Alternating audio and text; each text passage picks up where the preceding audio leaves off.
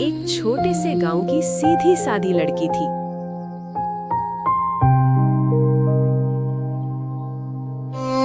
कम उम्र में ही उसकी शादी एक गरीब परिवार में हो गई।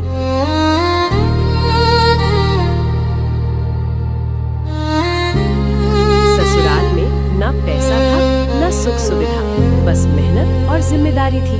सीता ने कभी शिकायत नहीं की। वो कहती थी, जहाँ परिवार हो वही मेरा घर है। कुछ साल बाद सीता माँ बनी। पहले एक बेटा, फिर एक बेटी। उस दिन सीता ने खुद से वादा किया,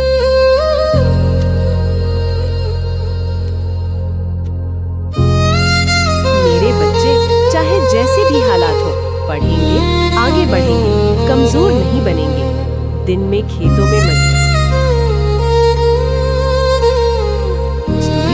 रात में बच्चों को गोद में सुलाना।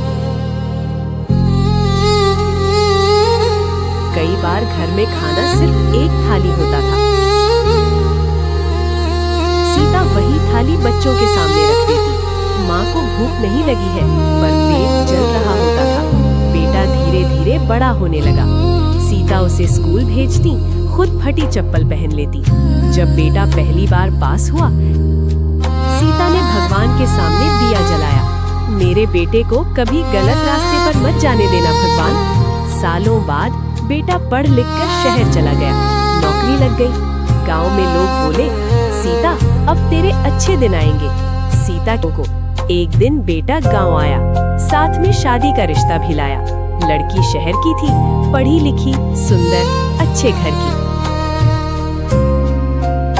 सीता ने कहा, बहू घर की लक्ष्मी होती है, बस घर संभाल ले। बेटा तुम कितनी सुंदर लग रही हो। धन्यवाद माँ, ये वरमाला हमेशा तुम्हें खुशियाँ दे। मैं बहुत खुश हूँ। शादी की तैयारी शुरू हुई। सीता ने अपने पुराने गहने बेच दिए। मेरे बेटे की शादी है, कुछ भी हो जाए। शादी धूमधाम से हुई। बेटा दूल्हा बना। सीता ने आंचल से नजर उतारी। लोग बोले, ऐसी माँ किस्मत से मिलती है। शादी के बाद बहू घर आई। पहले कुछ दिन सब ठीक था, धीरे धीरे बहू के चेहरे बदलने लगे। बहुत खुशी है तुम्हारे आने से। हाँ माँ, मुझे तो बहुत अच्छा लग रहा है। दादी को ये काम मत करने दो।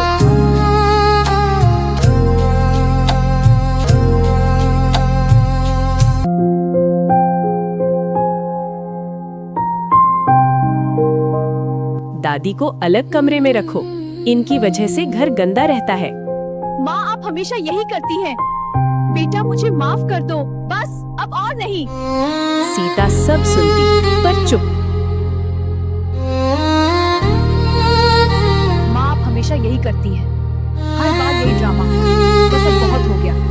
रहती। अब दादी को न समय पर खाना, न दवा, न सम्मान मिलता।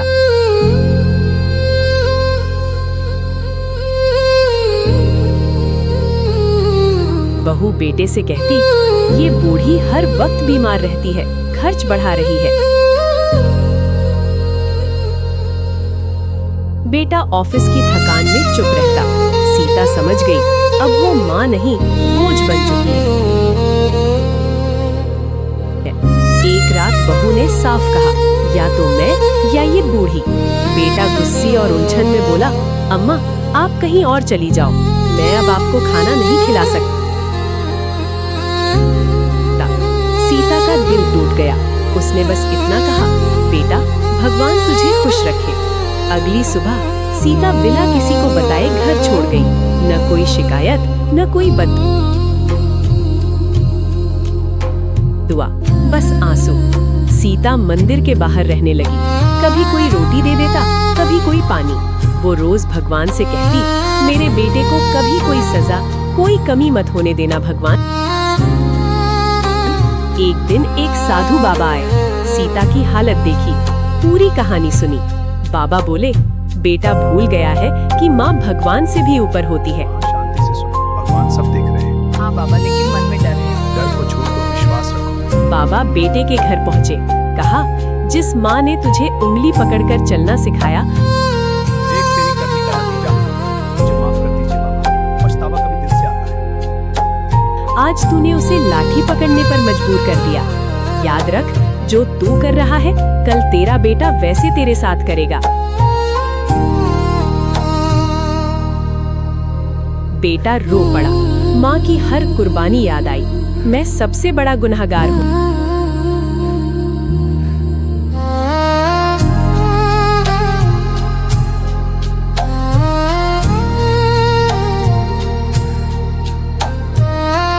वो माँ को ढूंढने निकला।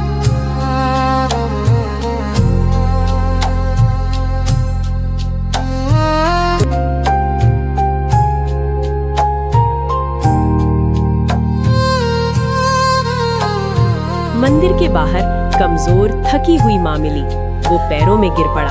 अम्मा, मुझे माफ। जीती रहो बेटा, खुश रहो।